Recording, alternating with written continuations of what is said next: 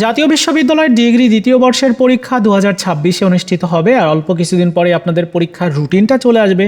অর্থনীতি তৃতীয় পত্র যাদের এই সাবজেক্টটা রয়েছে, আপনারা অনেকে কমার্সের স্টুডেন্টস, আবার অনেকে আর্টসের স্টুডেন্ট, যাদেরই আছে টেনশনটা কিন্তু আছে, কেননা এই সাবজেক্টটা বেশ কঠিন আর এই সাবজেক্টে অনেক স্টুডেন্ট ফেল করে। তাই এখন থেকেই প্রিপারেশন শুরু না করলে ধরা খেয়ে যাবেন আপনি।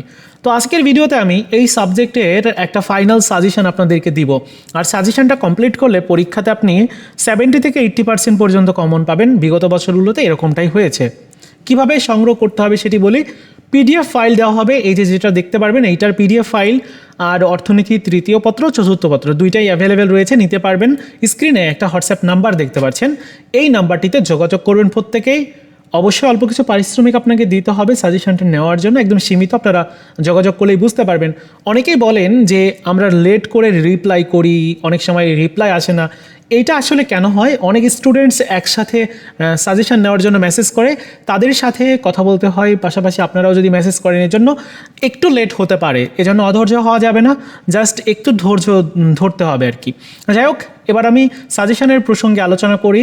ক বিভাগের অতি সংক্ষিপ্ত প্রশ্ন, যেগুলো সবচেয়ে বেশি গুরুত্বপূর্ণ। ক বিভাগে যদি আপনি 10টা প্রশ্নের মধ্যে 8টা বা 7টা প্রশ্ন কারেক্ট করতে পারেন, তাহলে আপনার ওই সাবজেক্টে রেজাল্ট অনেক ভালো হবে। রেজাল্ট ভালো করার ক্ষেত্রে ক বিভাগের প্রশ্নের বিকল্প তো কিছু নেই, পাশাপাশি গ এবং খ বিভাগের যে প্রশ্নগুলো রয়েছে এগুলোতেও কমন আনতে হবে। সো আমাদের যে সাজেশনটা ক বিভাগের অতি সংক্ষিপ্ত প্রশ্নের সাথে, প্রত্যেকটা প্রশ্নের সাথে এই প্রশ্নটা আসলে কতটা গুরুত্বপূর্ণ সেটি মার্ক করা আছে। যেমন এই যে প্রথম প্রশ্নটা, এটা কিন্তু 100% গুরুত্বপূর্ণ পরীক্ষার জন্য, ওইটা মার্ক করা আছে যেন আপনি বুঝেই এই প্রশ্নটা ভালো করে পড়েন, রিভিশন দেন বারবার, যেন ভুল না হয়। সেজন্য এভাবে 100% দেওয়া আছে। 100% প্রশ্ন সংখ্যা কতগুলো রয়েছে? 19টা প্রশ্ন 100% দেওয়া আছে, মানে এই প্রশ্নগুলোর মধ্য থেকেই পড়ার সম্ভাবনাটা বেশি। এর থেকে আরও কয়েকটা প্রশ্ন বেটার আছে, যেগুলো একটু 99% দেওয়া আছে, মানে এর থেকে একটু কম গুরুত্বপূর্ণ যেগুলো, সেগুলো দেওয়া আছে 99% আকারে।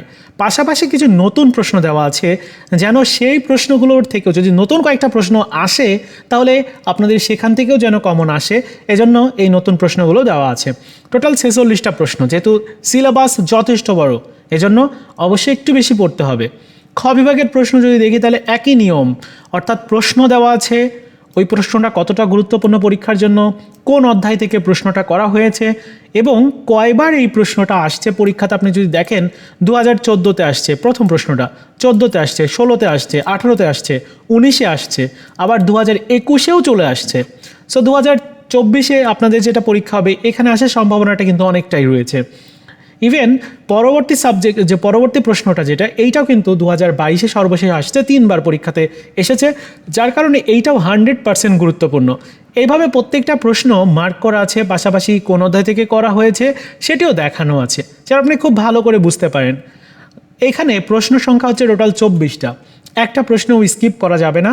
গ বিভাগে এভাবে প্রশ্ন দেওয়া আছে, যেহেতু সাজেশনটা প্রত্যেকে সংগ্রহ করবেন, যার কারণে আমি আর পুরো সাজেশনটা দেখাবো না। যদি ভালো লাগে আপনার, তাহলে আপনি সাজেশনটা সংগ্রহ করতে পারেন। ওকে, সো এই ছিল আজকের মতো ভিডিও। দেখা হচ্ছে নতুন ভিডিওতে। ভালো থাকুন সবাই, ধন্যবাদ।